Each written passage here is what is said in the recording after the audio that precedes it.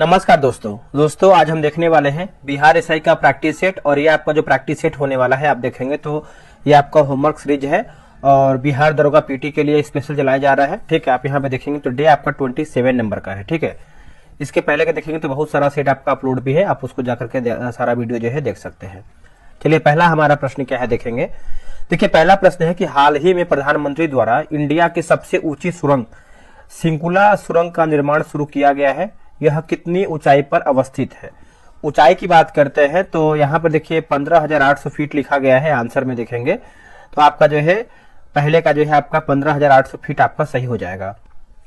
आगे हमारा प्रश्न है क्वेश्चन नंबर 2 देखेंगे। हाल ही में अरुणाचल प्रदेश की किस सुरंग को इंटरनेशनल बुक ऑफ ऑनर में भारत की सबसे ऊंची सुरंग के रूप में मान्यता जो है दी गई है? तो ये आपको अरुणाचल प्रदेश में देखने को मिलता है, सेला सुरंग हो जाएगा, सेला सुरंग। भारत के किस राज्य में संविधान पार्क का उद्घाटन किया गया? यह किसके द्वारा जो है विकसित किया जाएगा? दोस्तों ये विकसित किया जाएगा महाराष्ट्र के द्वारा, है ना। ऑप्शन यानी आंसर देखेंगे तो आपका महाराष्ट्र सही होगा। विश्व के बड़े ऊर्जा है ना, विश्व के बड़े ऊर्जा उत्पादन देशों में भारत का स्थान क्या है?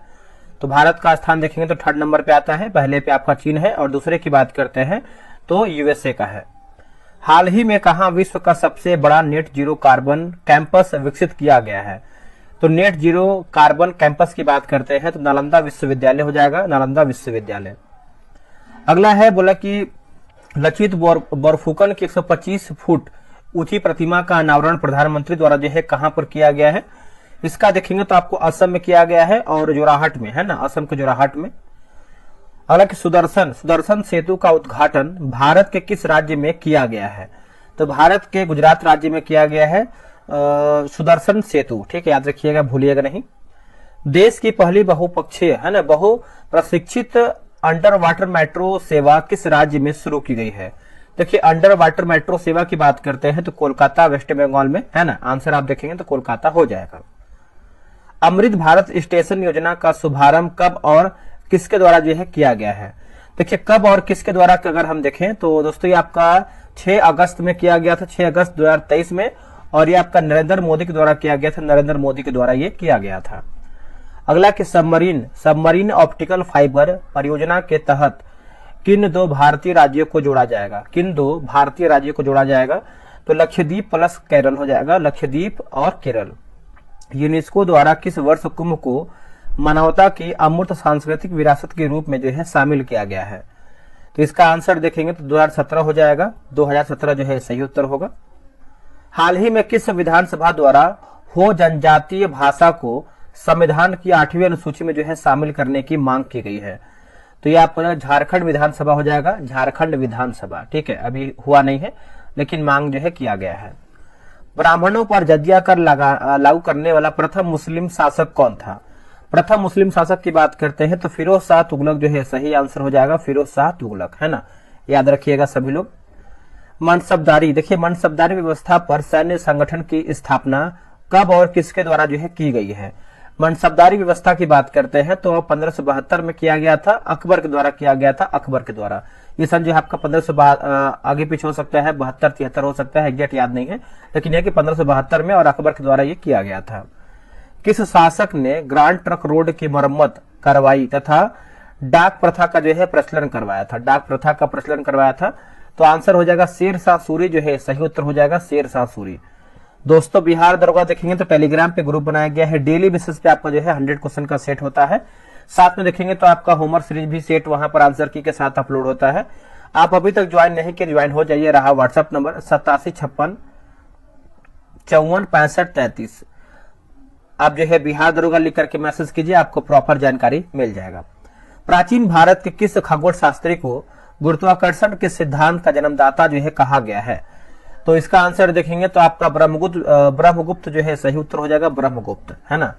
देखिए जलियांवाला बाग हत्याकांड के विरोध में किसने वायसराय की कार्यकारिणी से इस्तीफा दे दिया? देखिए वायसराय के कार्यकारिणी से इस्तीफा दे दिया है।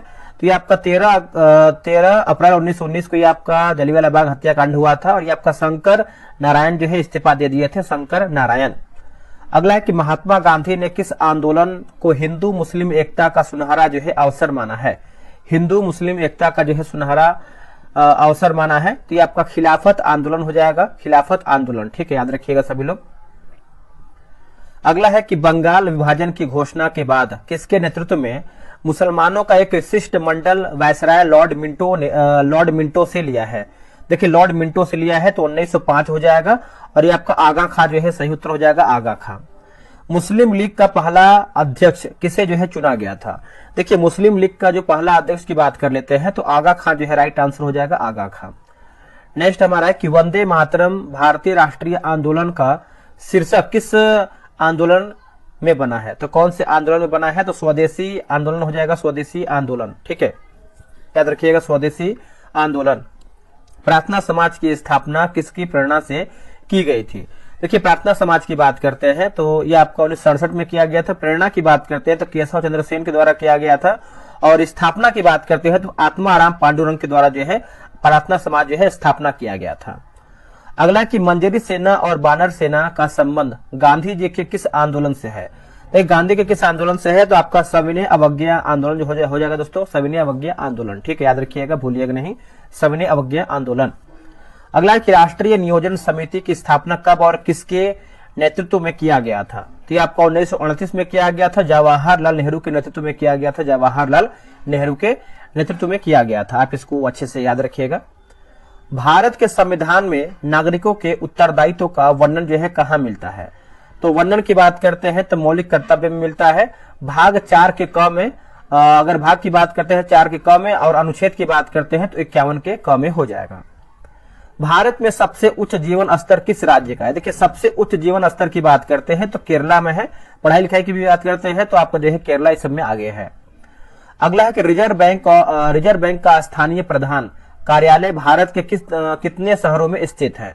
तो भारत के कितने शहरों में स्थित है, तो दिल्ली प्लस मुंबई है ना, दिल्ली प्लस मुंबई, चेन्नई, कोलकाता, 4 आप शहर बोल सकते हैं। पहली पंचवर्षीय योजना की शुरुआत कब किया गया तथा इसके पहले उपाध्यक्ष जो है कौन बनाए गए थे। पहले उपाध्यक्ष की बात करते हैं तो 1951 में गुलजारी लाल नंदा जो है सही आंसर हो जाएगा, गुलजारी लाल नंदा सही होगा। भारत की वह महारत्न कंपनी जिसे गोल्डन विकास पर्यावरण प्रबंधन पुरस्कार जो है प्रदान किया गया है। तो इसका आंसर देखेंगे तो भेल हो जाएगा, भोपाल में स्थित है, भोपाल में है। किसने गांधी की दांडी यात्रा की तुलना नेपोलियन के एल्बा से पेरिस की यात्रा से किया है।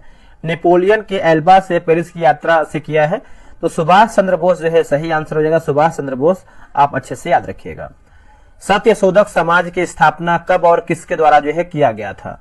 दोस्तों कब और किसके द्वारा किया गया था, तो 1873 में ज्योतिबा फूले के द्वारा किया गया था, ज्योतिबा फूले इसका सही होगा। सन 12 फरवरी 1922 को किस स्थान पर हुई बैठक में असहयोग आंदोलन को रद्द करने का फैसला लिया है। तो इसका आंसर हो जाएगा चौरी चौरा कांड जो है सही उत्तर हो जाएगा, चौरी चौरा कांड। इसमें देखेंगे तो करीबन 22 जो है पुलिसकर्मी जो है एक तरीके से बोल सकते हैं आग के यानी आग से जो है झुलस गए थे, मतलब आग लगा दिया गया था, एक पुलिस स्टेशन था। नरेंद्र मोदी ने महाकुंभ 2025 के लिए एआई चैटबॉट कुंभ सहायक का शुभारंभ कितनी भाषाओं में किया है। तो इसका आंसर हो जाएगा 11 भाषा में किया है, 11 भाषा में।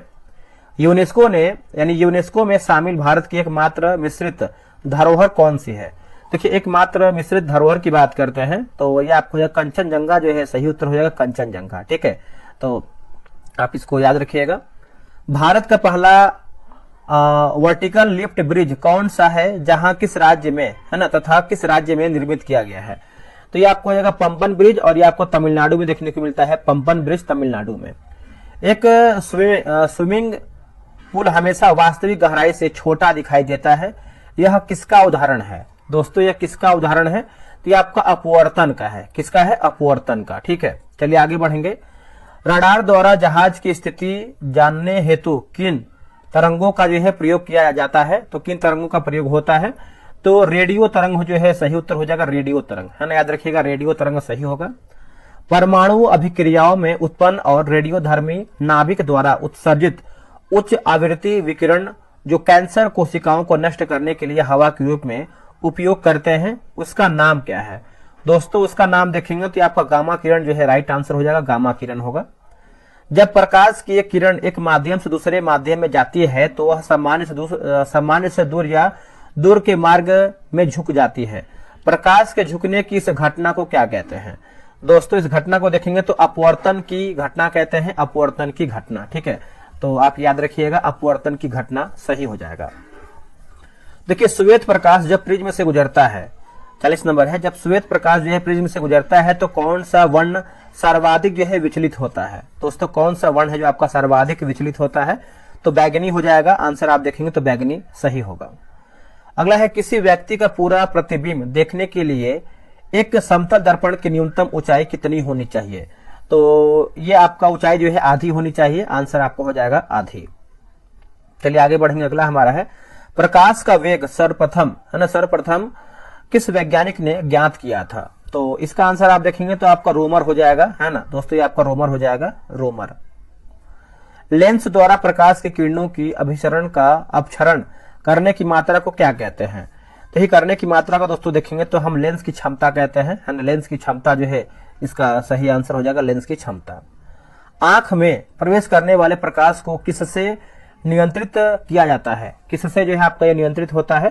तो परितारिका जो है सही आंसर हो जाएगा, परितारिका। याद रखिएगा परितारिका राइट उत्तर होगा। यूरिया मानव शरीर के किस अंग द्वारा जो है रक्त से पृथक किया जाता है? तो इसका आंसर आपका हो जाएगा क्वेश्चन नंबर 45 का किडनी हो जाएगा, किडनी। आंसर किडनी होगा। वृक्क से प्रति मिनट कितना रक्त जो है प्रवाह होता है? तो आपका हो जाएगा 1200 सीसी हो जाएगा, 1200 सीसी। मानव गुर्दे में बनने वाली पथरी प्रायः किसकी बनी होती है? तो कैल्शियम ऑक्जिलेट की बनी होती है, कैल्शियम ऑक्जिलेट की बनी होती है पथरी। मानव शरीर का कौन सा अंग कार्बन डाई है ना, कार्बन डाइऑक्साइड निकालने के लिए जो है जिम्मेदार है? कार्बन डाइऑक्साइड जो है निकालने के लिए जिम्मेदार है, तो ये आपका फेफड़ा जो है सही आंसर हो जाएगा, फेफड़ा। प्रत्येक गुर्दा बड़ी संख्या में उत्सर्जन इकाइयों से बना होता है, इसे क्या कहते हैं? दोस्तों इसे क्या कहते हैं? इसे देखेंगे तो हम नेफ्रॉन कहते हैं। क्या कहते हैं? नेफ्रॉन। मानव द्वारा उत्पादित प्रमुख अवशिष्ट क्या है?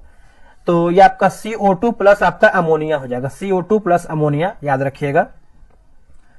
पौधों में है ना, पौधे में कार्बन डाइऑक्साइड और ऑक्सीजन जैसे गैसों का निष्कासन कहां से होता है? तो दोस्तों ये आपका रंध्र से होता है। आंसर आप देखेंगे तो रंध्र हो जाएगा, रंध्र। अमोनिया को यूरिया में कौन जो है परिवर्तित करता है? अमोनिया को यूरिया में कौन परिवर्तित करता है? ये आपका दोस्तों लीवर जो है सही आंसर हो जाएगा, लीवर, है ना, याद रखिएगा लीवर आपका राइट आंसर होगा। वृक्क के प्रत्येक नेफ्रॉन में स्थित प्याले यानी कप जैसी संरचना को हम क्या कहते हैं? इसको जो है वोमेन कैप्सूल कहते हैं, वोमेन कैप्सूल। ठीक है।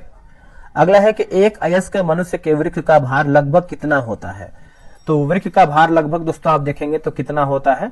तो ये आपका 140 ग्राम होता है। आंसर आपको हो जाएगा, एक सेकेंड, 140 ग्राम होता है। आंसर आपको हो जाएगा 140 ग्राम। मेंडलीफ ने अपने आवर्त सारणी में तत्वों का वर्गीकरण किस आधार पर किया है? तो किस आधार पर किया है? तो परमाणु भार पर हो जाएगा, है ना, परमाणु भार पर। अगला है कि मेंडलीफ के आवर्त सारणी में कुल आवर्तों की संख्या कितनी है? तो आवर्त आपका हो जाएगा 7 और वर्ग की बात करते हैं तो 9 आपका जो है वर्ग हो जाएगा।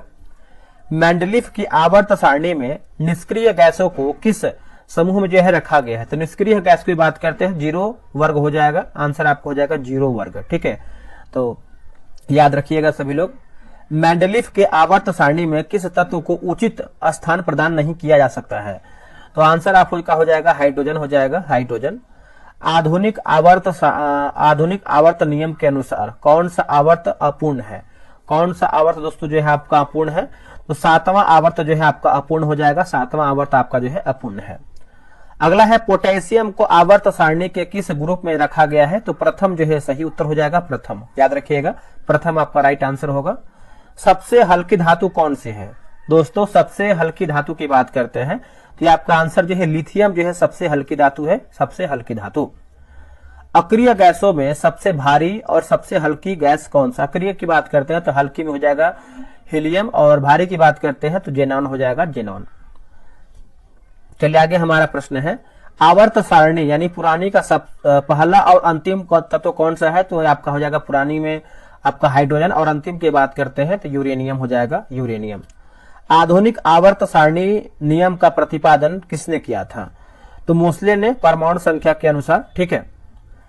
वर्गों है ना, वर्गों के यानी तत्वों के वर्गीकरण के लिए तृतीयक नियम किसने दिया था? तृतीयक नियम, तो ये आपको हो जाएगा डोवर्नियर जो है राइट आंसर हो जाएगा डोवर्नियर। न्यूलैंड के अष्टक नियम से प्रेरित होकर तत्वों के वर्गीकरण हेतु नए नियम का प्रतिपादन किसने किया है? तो किसने किया था नए नियम का प्रतिपादन? तो देखिए इसका आंसर आप देखेंगे तो आंसर जो है आपका मेंडलीफ हो जाएगा, मेंडलीफ। निम्नलिखित में से कौन सा तत्व जो है कार्बन ग्रुप में शामिल तत्व नहीं है? तो नहीं है तो देखिए आपका सिलिकॉन, टीन, सीसा, ये सब दोस्तों आपका शामिल नहीं है, याद रखिएगा। अगला की लेंथेनाइट्स तथा एक्टिनाइट्स समूह तत्व किस ब्लॉक में आते हैं तथा इनकी कुल संख्या कितनी है? तो ये आपको जो है संख्या तो एग्जैक्ट आंसर नहीं मिल पाया कि एफ ब्लॉक में ये सब आता है। आवर्त सारणी में क्षैतिज पंक्तियों और ऊर्ध्वाधर स्तंभों को क्रमशः क्या कहा जाता है? इसको जो है आवर्त कहते हैं, है ना दोस्तों। इसका आंसर देखेंगे तो आवर्त कहते हैं। किसने यह माना था कि प्रकृति में केवल 56 ही तत्व हैं, आगे चलकर तत्वों का विकास नहीं होगा? तो आंसर आपका जो है न्यूलैंड सही उत्तर हो जाएगा, न्यूलैंड। नेक्स्ट हमारा है 71 नंबर। देखिए पंचवर्षीय योजनाओं का पहला योजना अवकाश कब से कब तक रहा है? अवकाश की बात करते हैं 66 से लेकर के 69 हो जाएगा, 66 से 69 के बीच में। आगे हमारा है, जैसे इसको फिर से पढ़ लेते हैं। देखिए पंचवर्षीय योजनाओं का पहला योजना अवकाश सब कब तक से यानी कब से कब तक रहा है? तो 66 से लेकर 69 के बीच में था। रूलिंग प्लान किस प्रधानमंत्री के कार्यकाल में जो है लाया गया था? तो 78 से लेकर के 80 के बीच में, और ये आपको मोरारजी देसाई की हो जाएगा, ठीक है। देखिए 8वीं पंचवर्षीय योजना किस मॉडल पर आधारित है, यानी आधारित थी? तो आपको हो जाएगा राव मनमोहन हो जाएगा, राव मनमोहन। अगला है कि एनपीआर राष्ट्रीय जनसंख्या रजिस्टर की शुरुआत किस राज्य द्वारा जो है सबसे पहले किया गया था? तो असम जो है सही आंसर हो जाएगा, असम। अगला है कि भारत में बजट का पिता जो है किसे कहा गया है? तो जेम्स विल्सन जो है सही आंसर हो जाएगा, जेम्स विल्सन। कल का होमवर्क क्या है उसको आप पढ़ लीजिए आराम से, और उसको आराम से याद भी करके आइएगा। जैसे करंट अफेयर की बात करते हैं तो परीक्षा मंथन से पढ़ना है, 141 से लेकर के 145 पेज तक पढ़ना है। क्वेश्चन बैंक की बात करते हैं, बिहार दरोगा ज्ञान बिंदु का जो क्वेश्चन बैंक निकाला गया वहीं से पढ़ना है, पेज नंबर 361 से लेकर के 370 के बीच में पढ़ना है। हिस्ट्री की बात करते हैं तो राष्ट्रीय आंदोलन आपका 41 से लेकर के 47 तक जितना भी आपका आंदोलन हुआ है पूरा आपको देख के आना है। पॉलिटी की बात करते हैं तो भाग 5 सीएजी यानी नियंत्रक और महालेखा परीक्षक पढ़ के आना है। जियोग्राफी की बात करते हैं तो भारत की जनसंख्या पढ़ के आना है। और स्टैटिक की बात करते हैं यानी विविध जीके की बात करते हैं भारत के प्रमुख मेले या फिर मेला पढ़ के आना है। तो इतना सारा आपको जो है पढ़ के आना है। और हाँ, एक और आपको चीज बता दें कि जो आपका लुसेंट का होमवर्क सीरीज चलाया जा रहा है आपका जो है आज से यानी आज 7 बजे जो है रात से आपका टेस्ट जो है शुरू हो जाएगा। आप अभी तक ज्वाइन नहीं किए तो ज्वाइन हो जाइए, या आपका पूरा 1 टाइम पेमेंट करना है और पूरा जो है करीबन 70 यानी 75 दिन में जो है पूरा आपका जो आपका ऑब्जेक्टिव है पूरा समाप्त किया जाएगा। तो चलिए आज के लिए इतना ही, जय हिंद।